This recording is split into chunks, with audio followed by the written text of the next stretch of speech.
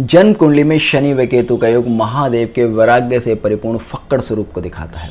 एक ऐसा स्वरूप जो कि मोह माया से दूर समाधि अवस्था में पाया जाता है। आप देखेंगे जब भी किसी जातक की जन्म कुंडली में शनि व केतु युति अथवा दृष्टि से संबंध बनाएंगे तो ऐसे जातक के अंदर महादेव के इस वैराग्य स्वरूप के लक्षण पाए जाएंगे। फलस्वरूप ऐसा जातक संपूर्ण जीवन मोक्ष मार्ग की ओर अग्रसर रहता है, आध्यात्म की ओर अग्रसर रहता है, धर्म की ओर अग्रसर रहता है। ऐसे जातक का संपूर्ण जीवन दर्शन दूसरों की भलाई के लिए होता है। आप देखेंगे ऐसे लोग कभी भी अपने बारे में सोचते ही नहीं हैं। इनको सांसारिक मोह माया से कोई लगाव ही नहीं होता, इनको अर्थ से काम से कोई लगाव ही नहीं होता। इनके जीवन का मात्र और मात्र एक उद्देश्य होता है, वह है मोक्ष प्राप्ति, और इसलिए वे योग के मार्ग पर, धर्म के मार्ग पर अग्रसर हो जाते हैं। ये लोग कई बार ऐसा हो सकता है कि बहुत ज़्यादा धार्मिक ना दिखें, किंतु ये लोग समाधि अवस्था को प्राप्त करने के लिए बहुत ज़्यादा ध्यान आदि करते हैं। ये किसी न किसी प्रकार से, किसी न किसी ऐसी योगिक गतिविधि से जुड़ जाते हैं जो कि इनको समाधि अवस्था में ले आए अथवा इनकी कुंडलिनी का जागरण करने में सक्षम हो। आप देखेंगे जब भी किसी जातक की जन्म कुंडली में शनि व केतु का योग बनेगा तो ऐसे लोग मंत्र साधना की ओर अग्रसर हो जाते हैं। ऐसे लोग कई बार बहुत ही साधारण जीवन जीते हैं। हो सकता है कि शनि केतु का योग किसी जातक की जन्म कुंडली में है, जातक बहुत ही रिच फैमिली से आता है, जातक का फाइनेंशियल स्टेटस बहुत अधिक है, किंतु फिर भी आप देखेंगे ऐसे लोग बहुत ही साधारण जीवन जी रहे होते हैं। आप देखेंगे तो इनके कपड़े भी बहुत ज़्यादा साधारण होते हैं। कई बार हो सकता है कि मैले गंदे कपड़े ही इन्होंने पहने हुए हों, फटे हुए कपड़े ही इन्होंने पहने हुए, एक भिखारी के समान ये जीवन जी रहे हो, एक भिखारी के समान ये भोजन कर रहे हों, एक भिखारी के समान ही ये बातें कर रहे हों। इनको देखकर कई बार ये कहा ही नहीं जा सकता कि ये किसी अच्छी फैमिली से आते हैं, किंतु आप देखेंगे इनका आंतरिक स्तर, मानसिक स्तर बहुत ही ऊंचा होता है, क्योंकि इनका जो जीवन लक्षण है वो महादेव से प्रेरित होता है। इनके ऊपर महादेव के उस वैराग्य स्वरूप की, मोक्षदायक स्वरूप की विशेष कृपा होती है। आप देखेंगे ये लोग नेचर के बहुत ज़्यादा करीब होंगे। ये पशुओं को, पक्षियों को, जितनी भी नेचर में सुंदर चीज़ें हैं उनको बहुत ज़्यादा प्रेम करेंगे। नेचर का संरक्षण करने के लिए ये अपना पूर्ण प्रयास करेंगे और अपनी जेब से पैसा लगाकर, अपना तन मन धन देकर इस संसार को सुंदर बनाने की कोशिश करेंगे। आप देखेंगे क्योंकि ये अर्थ और काम से दूर रहते हैं तो ये अपने शरीर के ऊपर, अपनी शारीरिक सुंदरता के ऊपर भी कोई विशेष ध्यान नहीं देते। आप देखेंगे ये लोग दाढ़ी बढ़ाकर रखेंगे, बाल बढ़ाकर रखेंगे। ये लोग कभी भी बहुत ज़्यादा सौंदर्य प्रसाधन का यूज़ नहीं करेंगे। किसी महिला की कुंडली में भी अगर यह योग बन रहा है तो आप देखेंगे ऐसी महिला बहुत ज़्यादा सजने संवरने की शौकीन नहीं होती। हो सकता है कि ओकेशनली ऐसी महिला मेकअप आदि करे, किंतु आप घर में अगर देखेंगे तो बहुत ही साधारण लुक में रहेंगे। अगर शुक्र के ऊपर इस योग का प्रभाव आता है तो ऐसी लेडीज़ नॉर्मली देखने में बहुत ज़्यादा सुंदर होती है। इनको ज़रूरत भी नहीं होती कई बार तो मेकअप आदि करने की, और ज़रूरत होती भी है तो इनकी मेंटालिटी उस तरह की होती है कि भाई मुझे बहुत ही सिंपल रहना पसंद है, क्योंकि यह योग है सिंपलिसिटी का। बहुत ही साधारण व्यक्ति को बनाता है, डाउन टू अर्थ बनाता है। ऐसा जातक अगर आप कभी भी उससे बात करेंगे तो आपको यह महसूस ही नहीं होने देगा कि उसका क्या स्टेटस है। हालांकि जब किसी जातक की जन्म कुंडली में शनि व केतु का योग बनता है तो ऐसे जातक को अपने प्रोफेशन में भी कई बार बहुत ज़्यादा परेशानियों का सामना करना पड़ता है, क्योंकि शनि आपका कर्म है और केतु रुकावट है। तो यहाँ पर कर्म में रुकावट भी देता है। अब इस योग के दो तरह के प्रभाव होते हैं। देखिएगा, अगर कोई व्यक्ति सांसारिक विषयों में फंसेगा तो उसको अपने जीवन में रुकावट आएगी, और व्यक्ति सांसारिक विषयों में नहीं फंसेगा तो वह व्यक्ति कितना भी काम कर ले, कोई भी काम कर ले, उसको उसमें सफलता मिलती आएगी। क्योंकि केतु का एक स्वभाव होता है, केतु आपको जो चीज आप अपने जीवन में चाहते हैं उससे दूर करने की कोशिश करता है।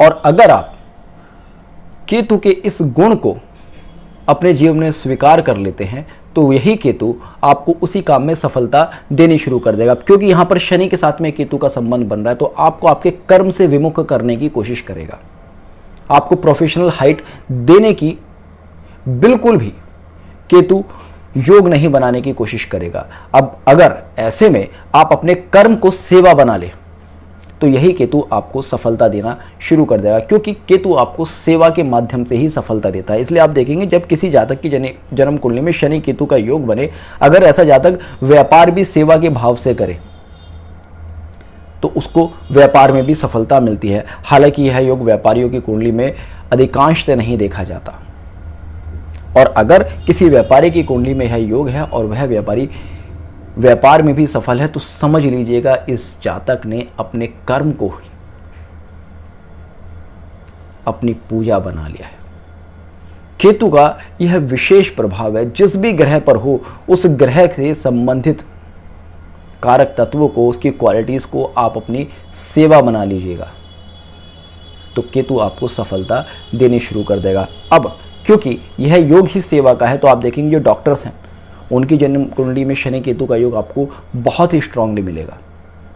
ऐसे डॉक्टर्स जो कि समाज सेवा में लगे हुए हैं, डॉक्टर भी आजकल दो तरह के हैं, एक होते हैं कि अपनी जेब भरना और एक होते हैं कि भाई मुझे कुछ मिले ना मिले किंतु मेरे मरीज को लाभ हो जाए। तो वो जो उस मेंटलिटी वाले डॉक्टर होते हैं कि मेरे पेशेंट को किसी भी तरह से बेनिफिट हो जाए, मेरी जेब में कुछ आए ना आए, इसको अपनी बीमारी से मुक्ति मिल जाए, उन डॉक्टर्स की जन्म कुंडली में आपको शनि केतु का प्रभाव मिलेगा ही मिलेगा। जॉब करने वाले लोगों को अक्सर यह योग प्रॉब्लम देता है, क्योंकि जॉब आप करते हैं केवल लाभ प्राप्ति के उद्देश्य से। अब कोई व्यक्ति अगर अपनी जॉब को भी इस तरह से अपने लिए सोच ले कि भाई मैं जो जॉब कर रहा हूँ यही मेरी सेवा है, यही मेरा कर्म है, तो वो ऐसे व्यक्ति को अपनी जॉब में भी उत्थान देने की पूरे के पूरे योग बना देता है। तो अगर जन्म कुंडली में आपके यह योग बन रहा है तो आप जिस भी प्रोफेशन में हैं उस प्रोफेशन को अपनी सेवा बना लीजिएगा।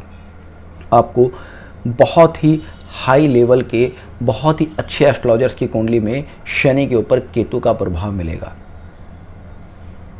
कोई भी एस्ट्रोलॉजर जिसकी जन्म कुंडली में शनि के ऊपर केतु का प्रभाव नहीं है और अगर वह एस्ट्रोलॉजी कर रहा है तो उसकी एस्ट्रोलॉजी करने का एक और एक मात्र उद्देश्य होगा कि अपनी जेब भरना। वो कभी भी अपने क्लाइंट को सेटिस्फाई कर ही नहीं सकता।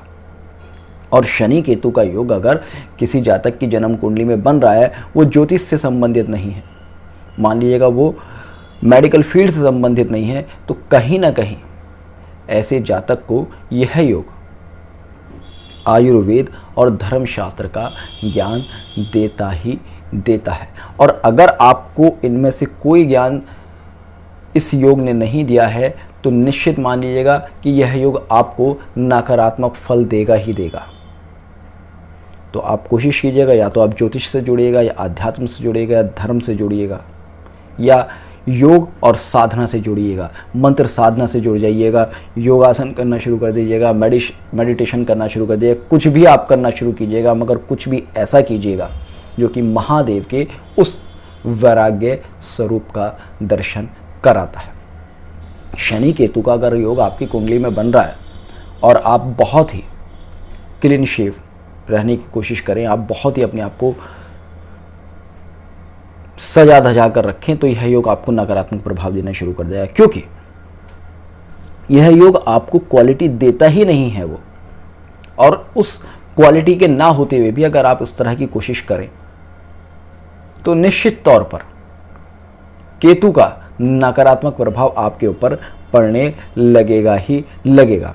आप देखेंगे जब भी किसी जातक की जन्म कुंडली में शनि केतु का योग बनता है तो ऐसे लोग रेस्पॉन्सिबिलिटीज से कई बार बहुत ज़्यादा भागते हैं, क्योंकि वैरागी स्वभाव है। वैरागी स्वभाव है तो एक जगह रुक कर नहीं बैठ सकता, अपने ऊपर रेस्पॉन्सिबिलिटी नहीं ले सकता, और इसलिए ये जातक आप देखेंगे शादी करने के लिए अक्सर मना करते हैं। बहुत एज होने तक ये लोग कई बार शादी के लिए हाँ ही नहीं करते। उसके बाद अगर शादी कर भी लेते हैं तो कहीं ना कहीं इनकी मैरिड लाइफ में इश्यूज आते हैं, क्योंकि इनका वैराग्य स्वभाव होता है और एक वैरागी व्यक्ति अपने विवाह में बहुत ज़्यादा सक्सेसफुल नहीं हो सकता। अब यहाँ पर आप कह सकते हैं कि महादेव ने आदिशक्ति से विवाह किया, उनका विवाह तो सक्सेसफुल है। देखिएगा, आदिशक्ति और एक साधारण स्त्री में बहुत बड़ा डिफरेंस होता है। साधारण स्त्री चाहती है कि मेरा पति मेरे घर में सारी सुख सुविधाएं लाकर रखे, मेरे ऊपर बहुत ज़्यादा टेंशन दे। अब यहाँ पर शनि केतु का योग आपको वैरागी बना रहा है, आपका ध्यान ही नहीं है आपकी मैरिड लाइफ के लिए, आपका ध्यान ही नहीं है पैसा कमाने के लिए, तो आज के समय में कोई भी लड़की आपको छोड़कर भाग जाएगी या आपकी मैरिड लाइफ में प्रॉब्लम क्रिएट करेगी। तो शनि केतु का योग यही करता है। लेट मैरिज भी कई बार लोगों को यह योग इस वजह से देता है। और जब जन्म कुंडली में शनि केतु का योग बनता है तो मैं अक्सर ऐसे लोगों को कहता हूँ कि भाई आप जल्दी शादी ही मत कीजिएगा, 30+ शादी कीजिएगा, ताकि इस योग के जो भी नकारात्मक प्रभाव हैं वो आपकी लाइफ से चले जाएं। यह योग व्यक्ति को कई बार नैराश्य भाव देता है, क्योंकि वैराग का एक स्वरूप ये भी है कि मुझे संसार से दूर भागना है।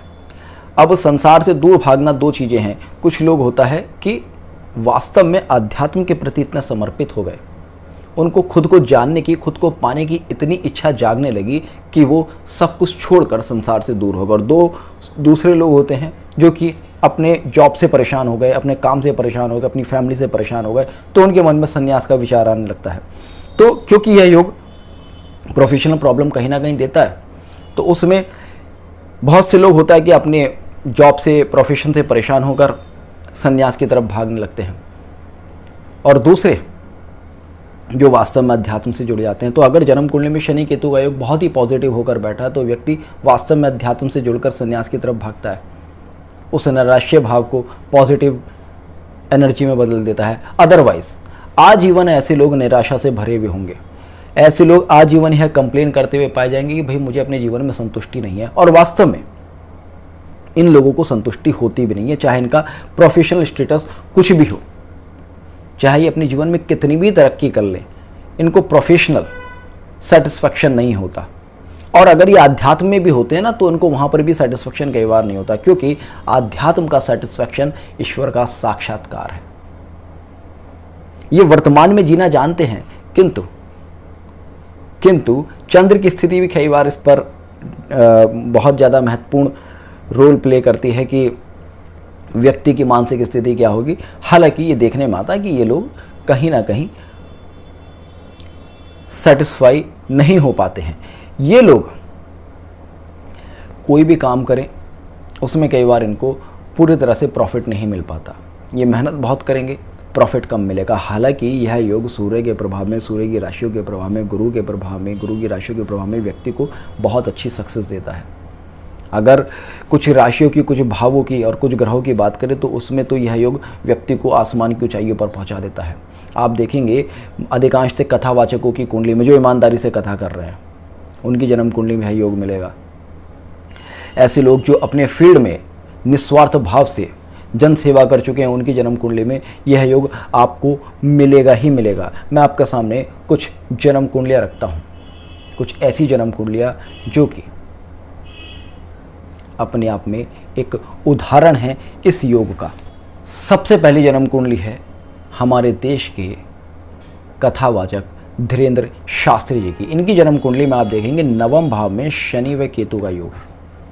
जैसा कि मैंने कहा कि यह योग कहीं ना कहीं व्यक्ति को अध्यात्म से जोड़ता है, तो यह योग इनको अध्यात्म से, मोक्ष मार्ग से जोड़ रहा है। किंतु हालांकि इनकी जन्म कुंडली में मंगल, शुक्र और इनका राहु का त्रिकोण संबंध बनता है, तो यह भी दिखाता है कि ये मोक्ष मार्ग की और अग्रसर तो हैं, अध्यात्म से जुड़े हुए हैं, किंतु कहीं ना कहीं कुछ ना कुछ इनके मन में अपने पर्सनल स्वार्थ हैं, जिससे ये पूरी तरह से वैरागी नहीं हो पा रहे। और ये पूरी तरह से वैरागी होंगे भी नहीं, संन्यास लेंगे भी नहीं, क्योंकि मंगल, शुक्र और राहु ने इनकी बुद्धि पर काम की एक इच्छा डाली है। उस इच्छा की पूर्ति के लिए ये इस मोक्ष मार्ग से दूर हो जाएंगे। हालांकि शनि केतु का योग इनको आजीवन धर्म से जोड़े रखेगा और सफलता प्रदान करेगा। दूसरी जन्म कुंडली आप देखेंगे सदी के सुपरस्टार रजनीकांत जी की। रजनीकांत जी की जन्म कुंडली में कन्या राशि में शनि और केतु हैं। आप देखेंगे रजनीकांत जी ने अपने कर्म को ही अपनी पूजा माना है। मैंने जैसे कि कहा कि कर्म कोई भी हो, किसी भी प्रोफेशन में व्यक्ति हो, अगर व्यक्ति अपने कर्म को पूजा मान लेता है तो यह योग उसको बहुत ही सुंदर फल देने लगता है। हालांकि यह योग किसी भी व्यक्ति को सिनेमा लाइन में सक्सेस नहीं दे सकता, किंतु अगर किसी व्यक्ति ने एक्टिंग फील्ड को ही अपना कर्म और अपने कर्म को पूजा मान लिया तो उसको वहाँ ही सक्सेस देगा। और यही हुआ रजनीकांत के साथ। रजनीकांत को इस योग ने सक्सेस इसलिए दी क्योंकि उन्होंने एक्टिंग को अपना धर्म, अपनी पूजा माना। इसके साथ साथ आप देखेंगे यह योग व्यक्ति के अंदर दान देने की क्षमता पैदा करता है। ऐसे लोग बहुत ज़्यादा दान देते हैं और रजनीकांत ने जो धन आया वो निस्वार्थ भाव से जन सेवा में खर्च किया। आप देखेंगे जिन भी जातकों की जन्म कुंडली में शनि और केतु का योग मिलेगा, ऐसे लोग अल्पाहारी होंगे, अर्थात इन लोगों का खाने पीने में भी कोई बहुत ज़्यादा इंटरेस्ट नहीं होगा।